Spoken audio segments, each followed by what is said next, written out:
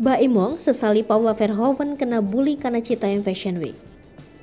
Paula Verhoeven terkena imbas akibat pendaftaran Citayam Fashion Week ke Haki. Istri Baim Wong ini menjadi target bully warganet atas kehebohan Citayam Fashion Week yang didaftarkan ke Haki. Sebagai suami, Baim Wong hanya ingin membahagiakan Paula karena antusias dengan Citayam Fashion Week.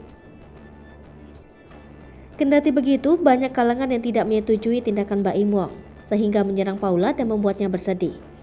Setelah pertemuan dengan Bonge tersebut, beredar kabar kalau Citayam Fashion Week didaftarkan menjadi hak paten oleh perusahaan PT Tiger Wong Entertainment.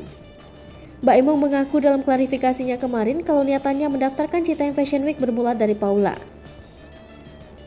Awal cerita, Paula memberikan uang sebesar 500 juta rupiah kepada Bonge, salah satu figur Citayam Fashion Week.